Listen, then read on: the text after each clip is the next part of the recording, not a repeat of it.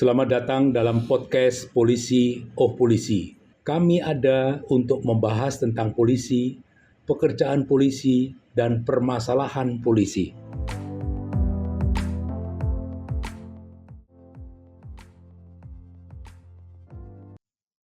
Assalamualaikum warahmatullahi wabarakatuh. Waalaikumsalam. Waalaikumsalam warahmatullahi wabarakatuh. Selamat sore para permisa yang saya hormati.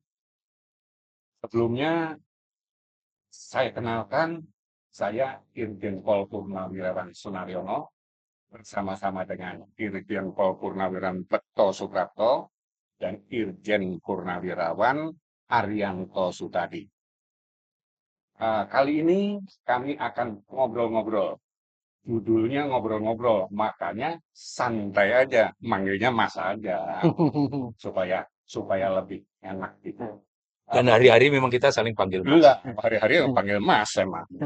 Untuk kali ini topik yang kita ambil adalah kasus Sambo dan siapa sutradaranya.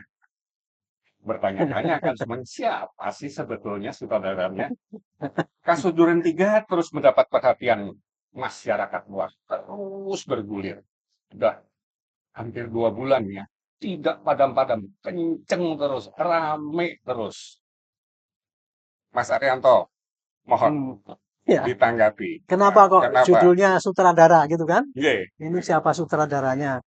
Kan kita ini podcast kita ini ya, POP ini melejit gara-gara ada kasus ini dulu. ya, Dan kita pakai judul sinetron Duren 3. ya, Setiap hari kita bikin podcast, orang tanya ini Pak sebetulnya siapa sih yang bikin gini? Dipikirnya kita yang bikin jadi sutradara itu. Karena kan kita kan menjelaskan apa yang terjadi ya, kemudian Ya. apa yang terjadi, kemudian bagaimana reaksi masyarakat kita terangkan dari bahasa hukum yang gampang dipahami oleh masyarakat. Nah, kalau kasus ini kan ini kita anggap dulu pertama kali kasusnya adalah bom atom itu. Tsunami lah gitu, menghancurkan polisi seketika dari apa tuh nilai yang tinggi ya, kepercayaan udah tinggi langsung habis di bawah titik nadir kita kan gitu. Jadi kasus itu otomatis kan menarik perhatian banyak kan itu kan. ya, Dan dilalah kasusnya ini ruwet banget sekarang ini. Yang tadinya katanya mau final nggak jadi. Kan dimulai dulu pertama kali rilis tanggal 11 gitu ya. Bahwa ini terjadi percobaan penodongan oleh Brigadir Yosua yang tidak lain adalah supirnya dari Bapak Kadif Propam kan itu kan. Dia mau mencoba melecehkan, kemudian menodong pistol, kemudian ibunya teriak, kemudian keluar, dia tegur malah nembak, akhirnya terjadi tembak menembak. Disimpulkan waktu itu ya, bahwa terjadi tembak menembak hanya waktu 3 hari penyidikan. Gitu kan. ya, Kan banyak kejanggalan itu ya. ya, Ya, celakanya ini terus dianut terus oleh Kompolnas juga mengiyakan gitu. Jadi kok ikut-ikutan Pak Beni kena gitu ya. Kemudian Kapolres Jakarta Selatan juga gitu, bikin cerita gitu yang nggak masuk akal. Sementara polisi kan lama sekali itu memberikan penjelasannya. Kemudian tiba-tiba ada perintah dari presiden, jangan ada yang tutup-tutup ya. Ini jadi rame kan ini sinetron ini kan. Gitu. ya, Orang pengen tahu apa yang ditutup-tutup itu. Dibikinlah tim khusus. Habis dari tim khusus itu kemudian penyidikannya mendapatkan hasil. Oh ternyata bukan tembak menembak, tapi ada tembak-tembakan kan gitu kan. ya, Oke. Tembak-tembakan berarti orang bukan tembak menembak tapi penembakan dan pembantaian lah kasarannya kayak gitu. Dan di situ kemudian Pak Sambo ngaku bahwa saya merasa tersinggung karena harga diri, markat dan kehormatan keluarga saya diinjak-injak oleh ini sehingga saya bunuh dia kan gitu. Nah, terus alasannya apa? Terjadi pelecehan. Nah, ternyata kan pelecehan yang di Duren 3 dulu itu kan nggak terbukti, itu kan abal-abal itu kan. Gitu. Iya. Kemudian enggak pelecehannya ada di Magelang kan gitu kan. Tim khusus ke sana dulu kan periksa gitu. Komnas HAM juga ngomong kemarin ini bahwa apa tuh rekomendasi terjadi pasti ada dugaan pelecehan dan sebagainya. Jadi berbolak-baliknya cerita itu Mas. Itu kan orang-orang tanya Pak kira-kira nanti siapa ini Pak? Yang curang itu sebenarnya siapa? Ibu itu korban atau dia tuh juga penjahat juga gitu. ya, Kita dulu kan menduga itu ibu itu korban gitu ya. ya, Ternyata dia terlibat kan itu. Kalau memang motifnya adalah apa Pak Kapolri yang bilang yang gitu kan. Ada 2 Pak dari motif yang banyak itu kita simpulkan kalau tidak pelecehan seksual dan ialah perselingkuhan kan gitu kan. Nah, di dalam perselingkuhan ini dulu kan dipikirnya kan Pak Sambo yang kata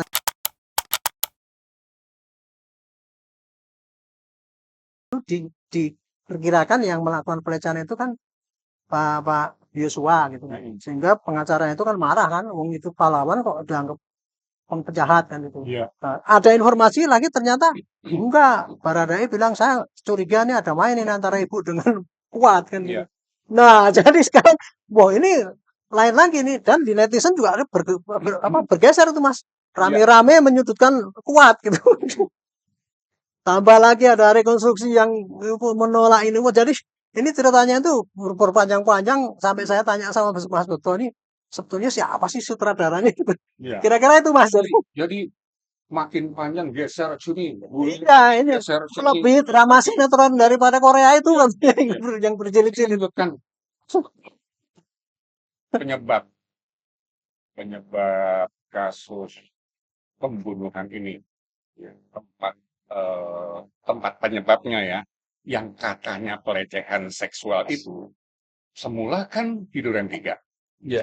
Terus itu tadi sampaikan ke Mas Arianto, terus pindah ke Magelang. Ini gimana nih Mas? Kalau kita berharap, dan ini hal yang ideal, penyidik itu harusnya bekerja profesional dan mandiri. Iya. Kan begitu.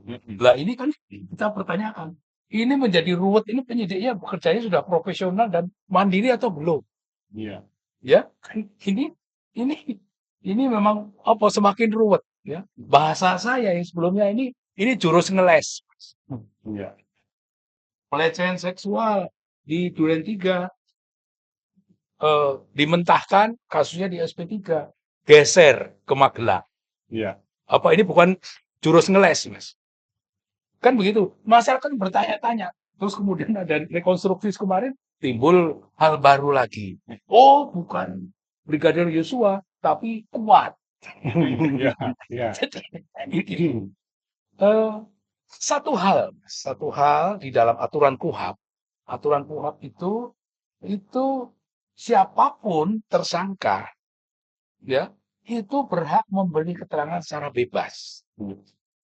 Ya, makanya kalau ini keterangannya bolak-balik itu sebenarnya itu bisa merupakan jurus ngeles. Iya. Atau waktu itu takut menjadi tidak takut, atau waktu itu tidak takut menjadi takut. Iya. Ya, jadi kalau orang itu bisa berbohong, ya, tapi kalau fakta hukum tidak bisa bohong. Iya. Fakta hukum itu apa? Satu, tentang pemeriksaan balistik. Iya. Itu nggak akan bohong. CCTV yang dulu hilang ternyata ditemukan. Iya. Itu nggak akan bohong. Iya. Ya kan gitu. Nanti pemeriksaan balistik itu nggak akan bohong. Ini senjatanya apa, kalibernya berapa dan sebagainya. Itu tidak akan berbohong. Jadi Terus CCTV juga nggak bohong ya? CCTV nggak bohong. Mau diajak bohong awalnya, Iya. tapi ketemu Yang aslinya. Ya, ketemu aslinya. Jadi masalahnya itu menjadi ruwet karena ada yang bohong, ada yang kepingin ngeles. Ya, jadi yang dulu skenario-nya gagal, dibikin skenario begini lagi dan sebagainya. Makanya pantas kalau judul pembicaraan kita ini siapa sih yang jadi sutradara? Itu betul, Mas. Dan ini ya tersangka kenapa bohong boleh itu Mas ya? Karena keterangan tersangka itu yang menjadi alat bukti dalam KUHP itu bukan bunyinya bukan keterangan tersangka loh, tapi keterangan terdakwa. Iya. Jadi apa yang dipercaya keterangan tersangka itu nanti yang disampaikan di pengadilan. Sekarang mau Sebagai ngomong terdakwa A, disumpah. iya. Sekarang mau ngomong ini ya kalau Baradae jadi tersangka diperiksa mau ngomong apa A, B, besok C, oh terserah aja, nggak apa-apa. Iya. Sama juga dengan Yosua udah meninggal ya. Sambo itu tanya begini ya itu bisa saja nanti kan karena yang penting adalah nanti yang di pengadilan terakhir. Makanya kemarin ada rekonstruksi itu untuk mensinkronkan mana kira-kira yang paling benar kan kayak gitu. Iya. Itu kira-kira tambahan saya gitu Mas. Iya. Baik. Selanjutnya Mas Arianto, saya ingin menanyakan rekonstruksi yang kemarin kan ada geger lagi. Rame lah, Kenapa? rame. Enggak geger sih, enggak Ya. cuma rame aja. Ya rame, Pak geger masih saudaranya. Masih saudara juga. Bahasa Jawanya. Iya. Rame itu geger. Kenapa? Karena Nasihat hukumnya korban dalam hal ini brigadir tidak diperkenankan Masuk. ikut ya untuk mengikuti pelaksananya. Gimana? Dan Ada alasannya komentarnya apa nih? kan alasannya pokoknya nggak boleh ikut kan gitu yang bikin geger. Jadi gini ya, saya juga sendiri juga bingung kemarin itu. Rekonstruksi itu kan udah dijanjikan oleh Pak Kapolri di dalam sidang DPR itu. Iya, Wah nanti rekonstruksi kita akan terbuka, silakanlah terbuka siapa boleh ikut gitu ya. Padahal kalau menurut kita kebiasaan di masa-masa yang lalu tuh rekonstruksi jarang yang terbuka kayak gitu, iya, ya kan? iya, Tapi itu dalam rangka memenuhi permintaan publik dan iya. dalam rangka menunjukkan ketransparansi, Pak Kapolri sudah memberikan oke lah nanti terbuka siapapun boleh datang kan gitu kan. Nah dipikirnya kan advokatnya itu juga mau datang kan dia walaupun entah diundang atau enggak dia udah datang.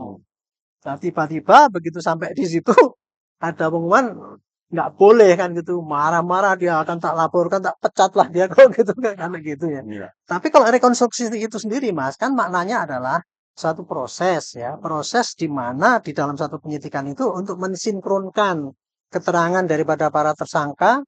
Kan ini tersangka jadi saksi juga, tersangka iya, jadi saksi juga. Jadi keterangannya akan masing-masing berbeda kalau kita tanya berdua gitu, sehingga tidak bisa diframekan bagaimana apa skenario yang terjadi.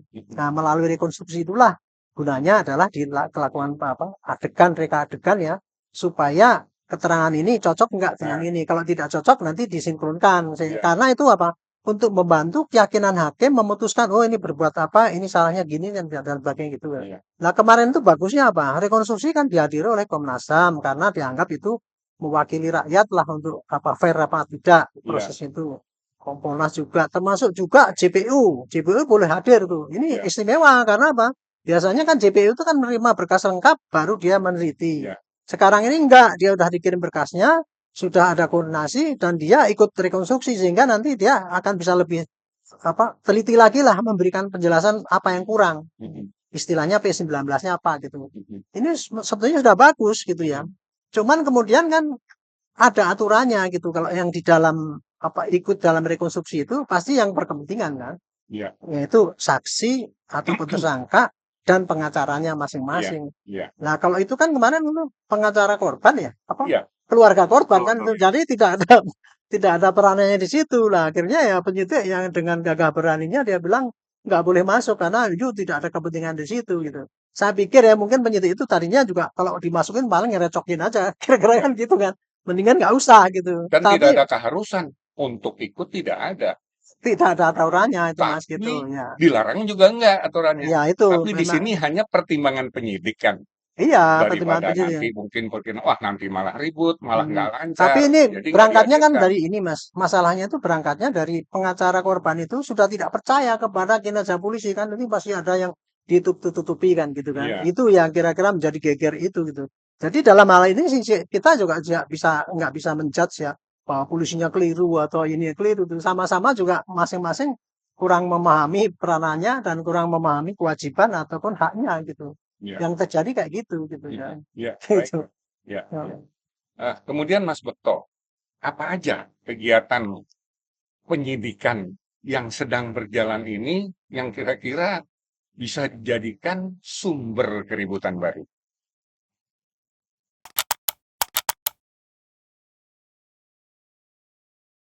Bisa dijadikan sumber keributan, Mas. Mm-mm. Ya, keterbukaan. Ini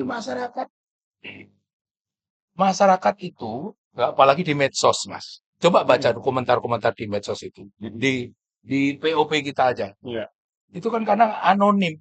Jadi kan suka-suka. Dia itu seolah-olah sudah mengerti hukum.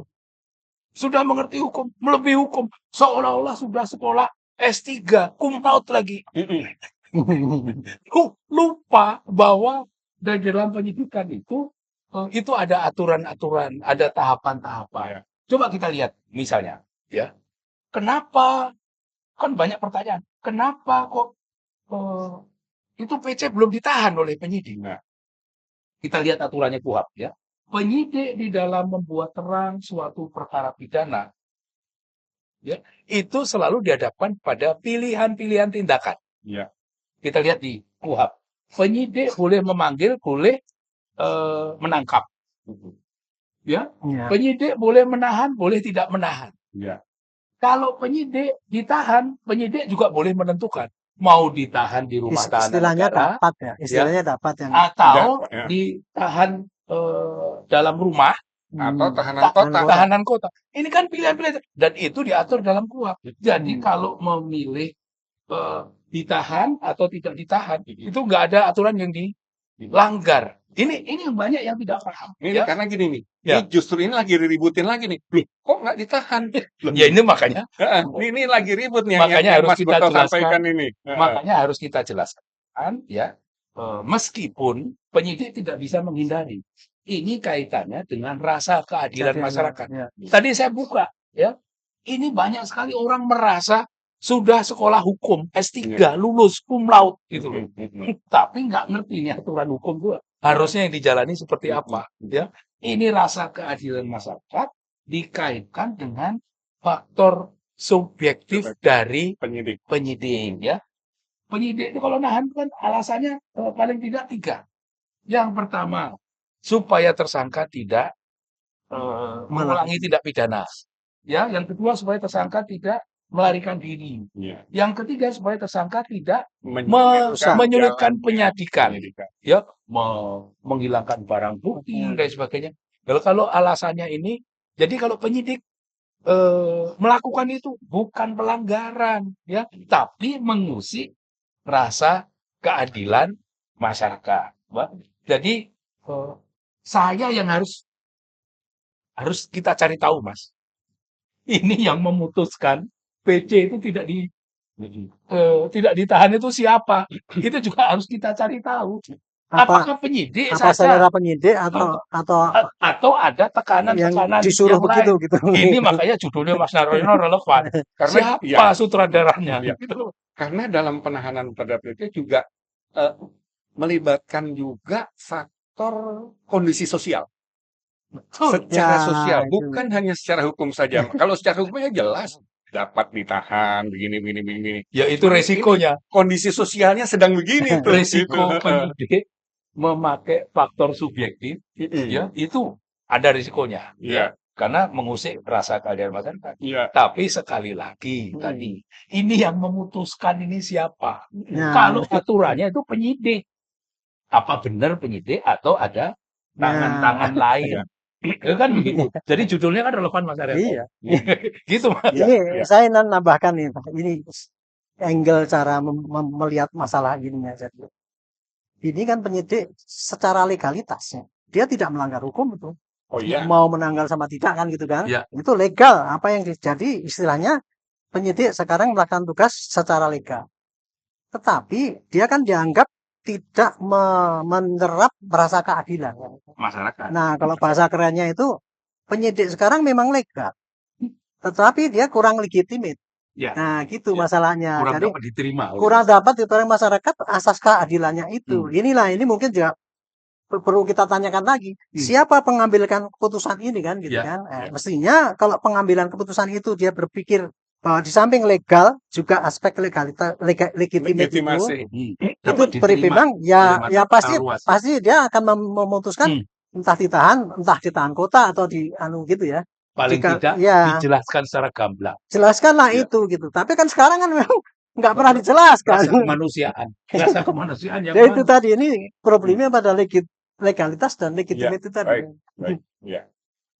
Kemudian Mas Ananto, saya mengamati selama ini terkait dengan kasus Sambo yang tayang di TV, saya lihat kok malah rekan-rekan ini para purnawirawan Polri, wah stasiun ini tiap hari ada aja yang tampil gitu.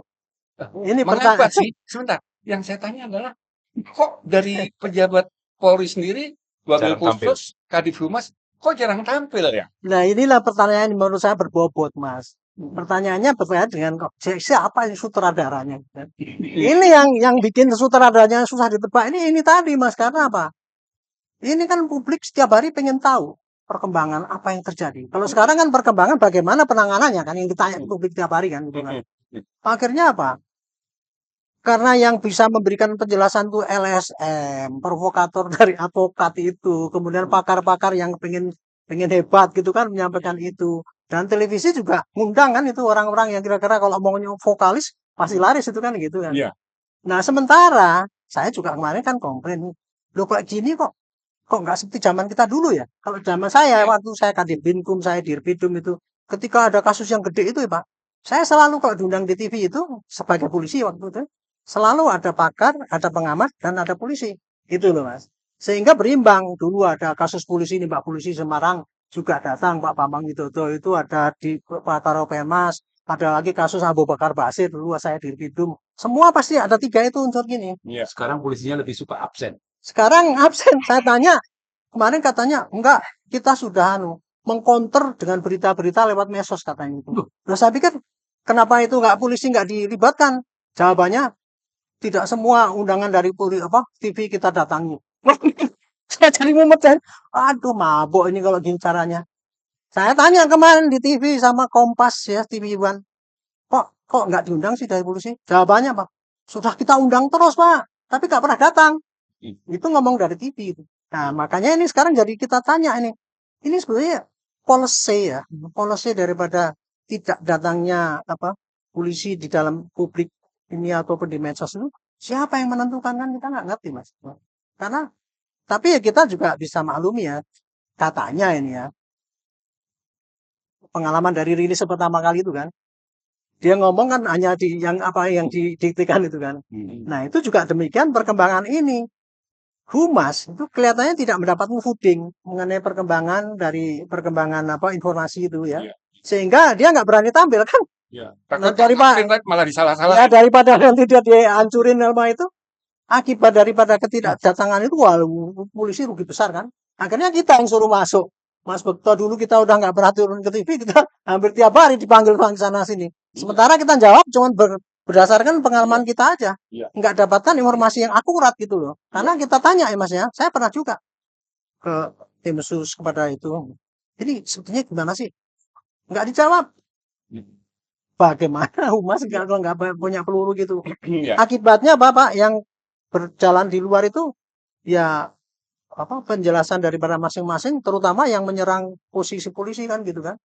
Itu yang terjadi, makanya itu jadi ruwet itu Mas. Wah ini sutradaranya hebat banget nih. Makasih apa? Terus gini ya, Sutradara kalau itu. saya pikir sih semoga saja. Hmm. Semoga saja.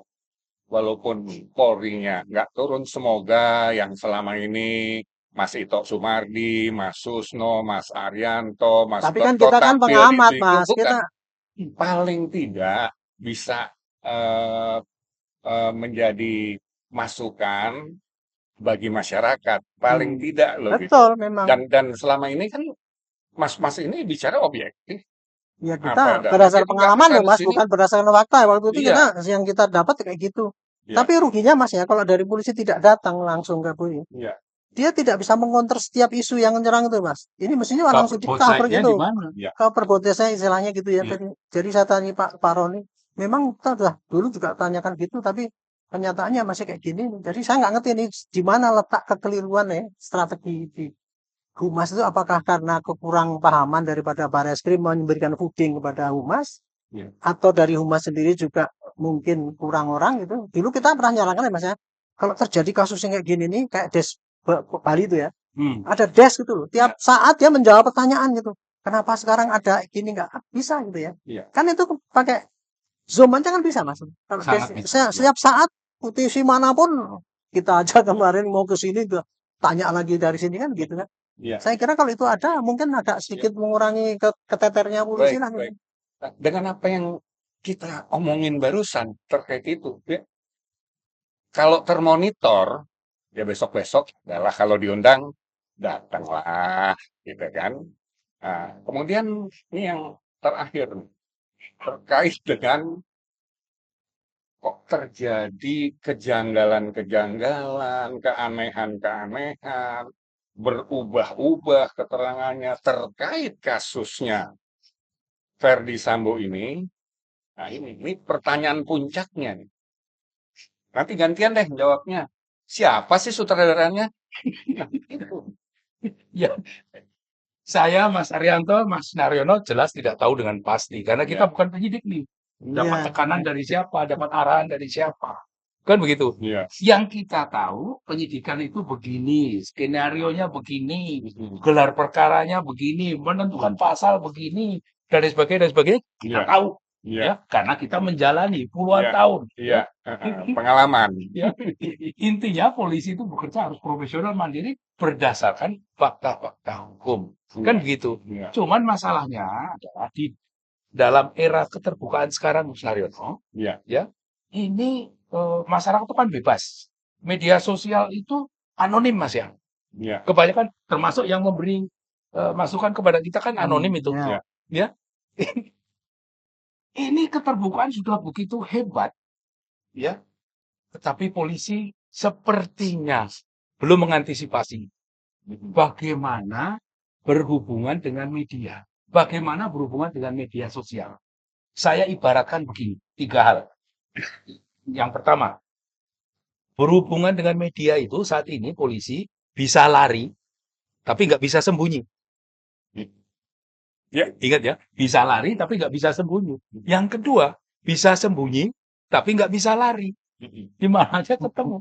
Yang ketiga nih yang paling sering dan paling banyak terjadi, nggak bisa lari, nggak bisa sembunyi. Lah, terus Loh, tapi sekarang polisinya ngeles-ngeles terus, kok sampai memberikan keterangan saja kenapa harus pinjam sama Komnas HAM dan lain sebagainya. Itu satu masalah, Mas. Ya, ya. jadi intinya ya, kalau kita boleh menyarankan ini dalam perbincangan ini hanya perlu pengawasan. Siapa sih? Siapa ini yang harus mengendalikan kasus ini? Ya. Ya, kalau kasus bom Bali dulu jelas dibentuk namanya Satgas Bom. Ya, ada Satgas Bom. Itu jelas siapanya wartawan tanya itu dan sebagainya. Sekarang kan bingung. Ya, sekarang bingung.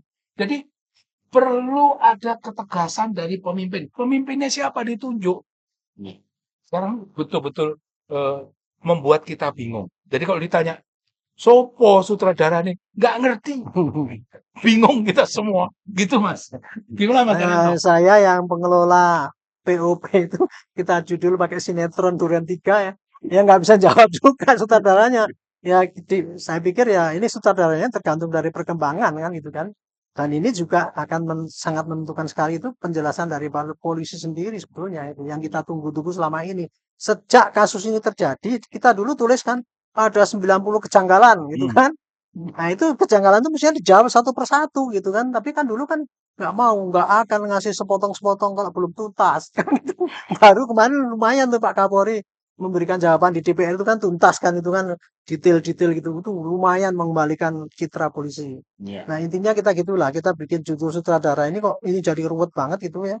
Sebetulnya perkara ini nggak jadi ruwet kalau seandainya penjelasannya itu secara terperinci dan memuaskan pada publik gitu sehingga tidak timbul sutradara-sutradara parsial yang menunjuk memberikan cerita-cerita bagian itu yang menurut analisis sendiri-sendiri kan gitu kan. Iya. Saya kira itu Mas. Cukup ya. Saya rasa perbincangan kita kali ini cukup ya. Ya udah mendekati maghrib nih gitu.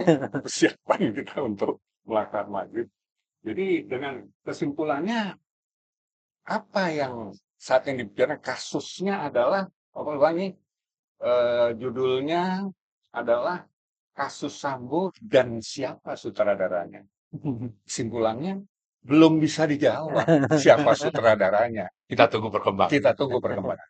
Kemudian yang kedua dalam hal ini memang penyidik harus betul-betul profesional dan proporsional.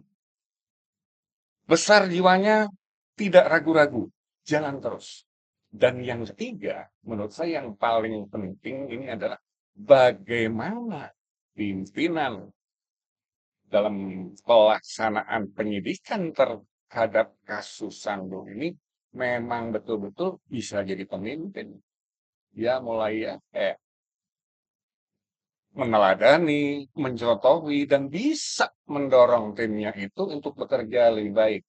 Saya rasa Tambahan cukup, satu kan? Mas, tambahan satu. Bagaimana polisi pandai menjelaskan apa yang dikerjakan dan bagaimana hasilnya. Itu sangat ditunggu-tunggu oleh masyarakat dan itu sangat menentukan citra polisi bisa kembali lagi. Iya, Itu yang tambahan menurut dari Mas Arief tadi, bagaimana polisi bisa menjelaskan kepada publik Ya, tentang apa yang sudah dikerjakan. supaya kepercayaan publik Artinya balik gitu. trennya gitu ya, sampai di mana. Jadi sekian, terima kasih. Sampai ketemu lagi. Wassalamualaikum warahmatullahi wabarakatuh. Waalaikumsalam warahmatullahi wabarakatuh. Terima kasih sudah menyimak podcast kami. Silahkan subscribe, like, share, dan berikan komentar Anda.